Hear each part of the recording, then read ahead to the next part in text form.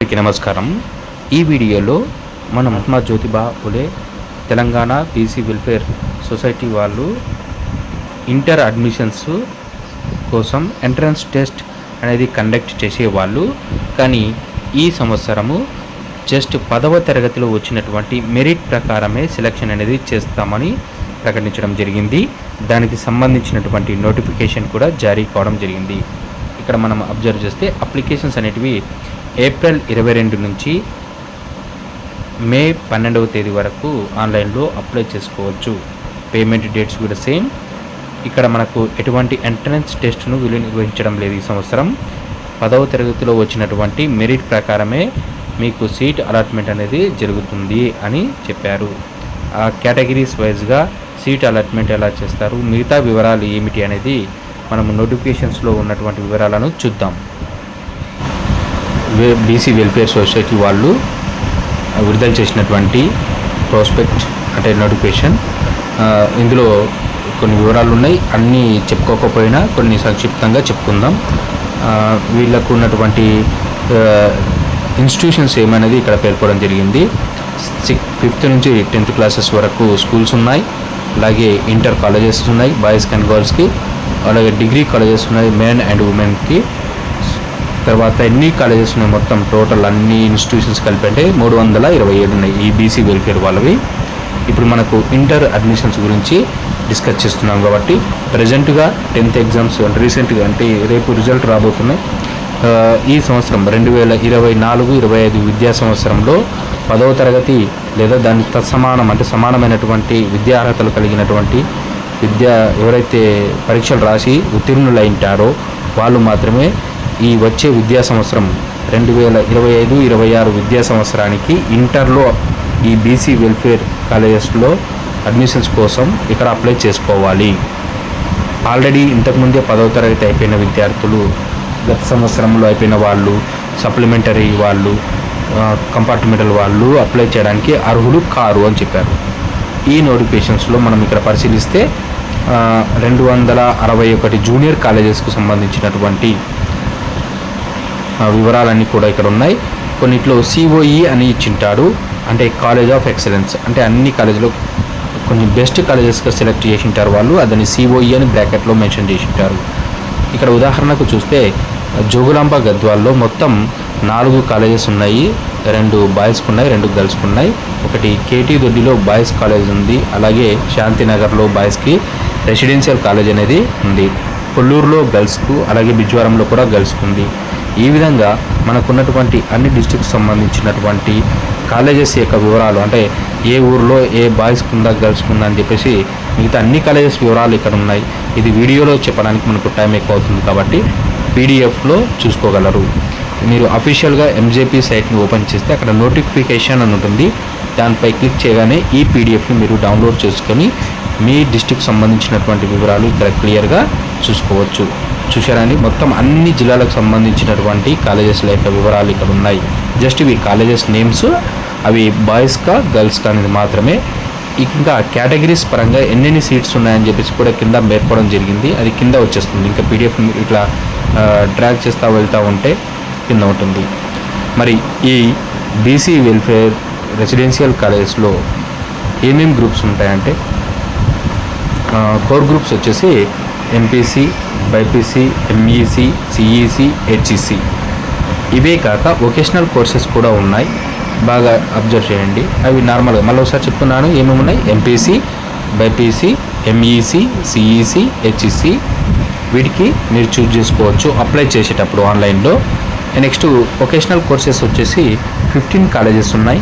10 గర్ల్స్కి ఉన్నాయి, 5 బాయ్స్కి ఉన్నాయి. ఏమేమి వొకేషనల్ కోర్సెస్ ఉంటాయంటే అగ్రికల్చర్ అండ్ క్రాప్ ప్రొడక్షన్స్, ఈ గ్రూప్ తీసుకోవచ్చు, ఈ కోర్స్ తీసుకోవచ్చు.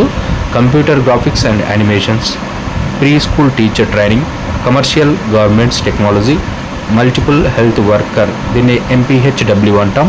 చాలామంది విద్యార్థులు ఈ కాలంలో చేస్తున్నారు కూడా. Next medical lab technician, MLT course అంటాం, దీన్ని కూడా చాలామంది విద్యార్థులు చేస్తున్నారు. నెక్స్ట్ సైకోథెరపీ, చివరిగా వచ్చేసి tourism and hospitality management. So ఇవి వొకేషనల్ కోర్సెస్ ఉన్నాయి. అవి కోర్ ఎంపీసీ, బైపీసీ ఇందాక చెప్పాం కదా, ఈ కోర్ గ్రూప్స్ అనేటివి ఉన్నాయి. MPC, BiPC, MEC, CEC, HSC. మీరు అప్లై చేసేటప్పుడు కోర్ గ్రూప్స్ అప్లై చేస్తారా లేదంటే వొకేషనల్ గ్రూప్స్ అప్లై చేస్తారా అనేది మీ ఇంట్రెస్ట్. అది మీకు ఏ దాంట్లో ఇంట్రెస్ట్ ఉంటే దాన్ని అప్లై చేసుకోగలరు. ఇక selection will be made as per the based on merit అని అంటున్నారు. ఎస్ఎస్సిలో వచ్చిన మార్క్స్ని బట్టి మెరిట్ అనేది ఉంటుంది, పబ్లిక్ ఎగ్జామ్స్లో వచ్చినటువంటి మెరిట్ని బట్టి. ఇక్కడ రిజర్వేషన్ కూడా ఇచ్చాడు. బీసీస్కు 75%, దాంట్లో మళ్ళీ బీసీఏ కేటగిరీకి ఎంత ఇచ్చాడు, బీసీబీకి అనేది సపరేట్గా మెన్షన్ చేసుకుంటూ వెళ్ళారు చూడండి. ఎంబీసీ కూడా ఇచ్చారు ఇక్కడ. అట్లాగే ఎస్సీ వాళ్ళకు 15%, ఎస్టీ వాళ్ళకు 5%, ఓసీ వాళ్ళకు లేదా ఈబీసీ వాళ్ళకు 2%, ఆర్ఫన్ అనాథ పిల్లలు ఎవరైతే ఉంటే 3% ఇచ్చాడు.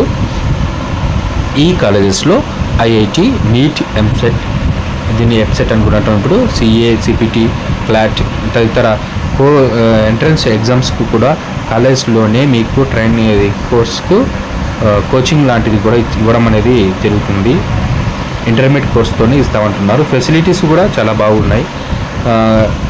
గుడ్ ఇన్ఫ్రాస్ట్రక్చర్ ఉంటుంది, గుడ్ లైబ్రరీస్ ఉంటాయి. నెక్స్ట్ లైబ్రరీ ప్రయోగశాలలు, లైబ్రరీస్ అంటే గ్రంథాలయాలు, రీడింగ్ రూమ్స్ ఉన్నాయి, play grounds and well equipped physical department అంటే గేమ్స్కి సంబంధించినటువంటి ఫిజికల్ ఎడ్యుకేషన్ సంబంధించినవి ఉన్నాయి.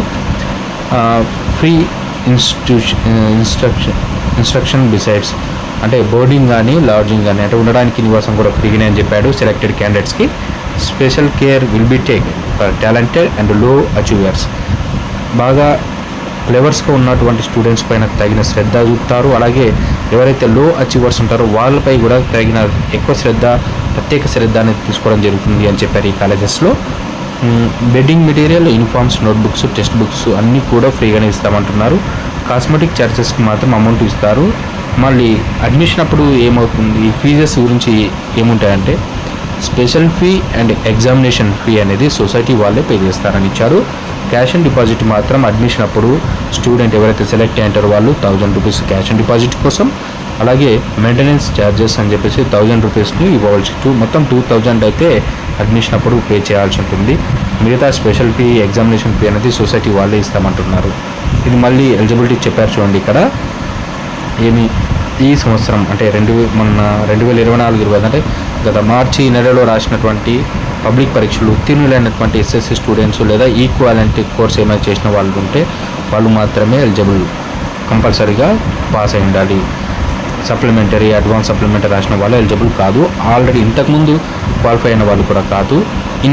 ఇన్కమ్ సంబంధించిన డీటెయిల్స్ ఎంత ఉండాలి, యాన్యువల్ ఇన్కమ్ అంటే పల్లెటూరు వాళ్ళకైతే 1,50,000, 1,50,000 రూరల్ ఏరియాస్ అంటారు అంటే విలేజెస్ వాళ్ళకు. అర్బన్ సిటీస్ వాళ్ళకు మాత్రం 2 lakhs లోపు ఉండాలి. పల్లెటూరు వాళ్ళకైతే విలేజెస్ వాళ్ళకు 1,50,000 లోపు ఇన్కమ్ ఉండాలి. ఒకవేళ గవర్నమెంట్ బీసీ హాస్టల్ స్టూడెంట్స్ ఎవరైతే కావాలనుకుంటున్నారో హాస్టల్ ఫెసిలిటీస్ వాళ్ళు అక్కడ సర్టిఫికేట్స్ అనేది మీరు హాస్టల్ అడ్మిషన్ పొందేటప్పుడే హాస్టల్ వార్డెన్కు సబ్మిట్ చేయవలసి ఉంటుంది.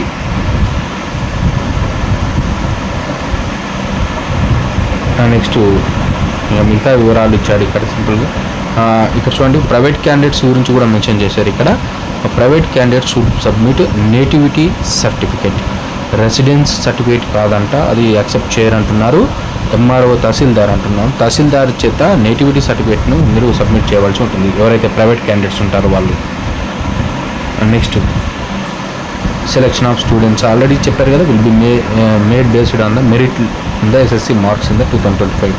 దాని నుంచి వస్తాయి కేటగిరీస్ ప్రకారం వాళ్ళు ఎంత పర్సంటేజ్లో రిజర్వేషన్ ఇచ్చారో ఆ రిజర్వేషన్ ప్రకారమే మెరిట్ ప్రకారం ఇస్తారు అంటున్నారు. ఒకవేళ సేమ్ మార్క్స్ వస్తే అనే డౌట్ ఉంటుంది కదా, అప్పుడు కూడా ఇప్పుడు ఎంపీసీ వాళ్ళకైతే అది కింద ఇచ్చారు, తర్వాత చూసుకుందాం. అది ఎంపీసీ గ్రూప్కు సంబంధించి సేమ్ ఈక్వల్గా మెరిట్ వచ్చింది అనుకోండి, అప్పుడు మీకు ఎస్ఎస్సిలో మ్యాథ్స్లో మార్క్స్ ఎవరికైతే వచ్చింటాయో వాళ్ళకు ప్రిఫరెన్స్ ఇవ్వడం అనేది జరుగుతుంది అని చెప్పారు. అలాగే మిగతా గ్రూప్ కూడా అలాగే మెయింటైన్ చేస్తారు సీట్ ఇవ్వడానికి, మెరిట్ లిస్ట్ తయారు చేయడానికి అనమాట. ఓకే, ఇక కింద ఒక కాలేజెస్ లిస్ట్ ఇస్తున్నారు మనకు. ఏమిటి అంటే ఈ పీడిఎఫ్ని మీరు డౌన్లోడ్ చేసుకొని ఇది ప్రశాంతంగా చూసుకోవచ్చు. ప్రతి కాలేజ్లో ఇప్పుడు చిట్యాల్ అని ఉంది, ఇక్కడ బాయ్స్ కానీ కేటగిరీ ఉంటుంది. ఎంపీసీలో ఎన్ని సీట్స్ ఉన్నాయి, బైపీసీలో ఎన్ని సీట్స్, సిఈసీ అట్లా ప్రతి గ్రూప్కి సంబంధించి బాయ్స్, గర్ల్స్ అట్లా ప్రతి కాలేజీకి ఇంతకుముందు చెప్తున్నాం కదా అన్ని డిస్ట్రిక్ట్స్లో కాలేజెస్ ఉన్నాయని చెప్పేసి ఇక్కడ ఓల్డ్ డిస్ట్రిక్ట్స్ ఉన్నాయి, అక్కడ న్యూ డిస్ట్రిక్ట్స్ ఇచ్చారు. ఇక్కడ old districts Mahbubnagar old combined districts ఇచ్చారు. అందులో ఎక్కడెక్కడ కాలేజెస్ ఉన్నాయి, ఎన్ని సీట్స్ ఉన్నాయి అనేది ఇచ్చారు. ఈ అవైలబిలిటీ నుంచి మనము అప్లై చేసేటప్పుడు ప్రిఫరెన్స్ ఇవ్వవలసి ఉంటుంది. సీట్ వస్తే మనకి ఎక్కడ కావాలని చెప్పేసి ఇక్కడ చెప్పారు చూడండి. మేడ్చల్ సిఓఈ అని ఉంది. నెక్స్ట్ ఇంకెక్కడైనా ఉందా సిఓఈ అని. ఇక్కడ కాలేజ్ ఆఫ్ ఎక్సలెన్స్ అంటున్నాము. ఇది చాలా మంచిగా ఉండేది అనమాట. అంబర్పేట ఒకటి ఉంది. ఇంకా ఇవి ఫస్ట్ చూస్ చేసుకోవడం బెటర్. సిఓఈ అని ఉన్నాయి కదా. సో ఈ లిస్టుని బేస్ చేసుకొని మీరు ముందే ప్రిఫరెన్స్ అనేది రాసి పెట్టుకుంటే బాయ్స్ కానివ్వండి, గర్ల్స్ సపరేట్గా గర్ల్స్ అట్లా ప్రిఫరెన్స్ అనేది ముందే రాసి పెట్టుకుంటే అప్లై చేసేటప్పుడు ఈజీగా ఉంటుంది. మనం ప్రిఫరెన్స్ అనేది అక్కడ అప్లికేషన్స్లో ఇచ్చుకోవాల్సి ఉంటుంది. కాబట్టి మీరు ముందే ఈ ప్రిఫరెన్స్ అనేది రాసి పెట్టుకోవడం బెటర్. చాలా ఉన్నాయి చూడండి సిఓఈ కాలేజెస్. ఫస్ట్ వాటికి ఇవ్వండి, తర్వాత మిగతా దానికి మీకు మంచిగా అనిపించిన ఏరియాస్లో అక్కడ ఇచ్చేసుకోండి. ఇక్కడ గర్ల్స్కి ఇచ్చారు. ఇంతకుముందు బాయ్స్ గురించి డిస్కస్ చేసాం. ఇక్కడ గర్ల్స్ కాలేజెస్ ఇవన్నీ. సో ఇవన్నీ గర్ల్స్ కాలేజెస్కు ఏ గ్రూప్లో ఎన్నెన్ని సీట్స్ ఉన్నాయి అనేది అవైలబిలిటీ నుంచి ఇచ్చేశాడు. ఇది మీరు ప్రిఫరెన్స్ అనేది గర్ల్స్ కూడా రాసి పెట్టుకోలేదు. దీంట్లో కూడా ఉన్నాయి చూడండి సిఓఈ కాలేజెస్. సిఓఈ కాలేజ్కి ఫస్ట్ ప్రిఫరెన్స్ ఇవ్వడం బెటర్, ఎందుకంటే దాంట్లో రాకపోతే మిగతా కాలేజెస్ ఇస్తారు. ఓకే, ఇది కాలేజెస్కి సంబంధించినటువంటిది. Next date of online applications start వచ్చేసి 22/4/2025. లాస్ట్ డేట్ వచ్చేసి మే 12వ తేదీ 2025. హౌ టు అప్లై అంటే ఇది జనరల్గా తెలిసిన విషయమే. ఆన్లైన్లో ఈ సైట్ లింక్లో వెళ్ళి పేమెంట్ చేయాలి ఫస్ట్ మనం 200 రూపీస్.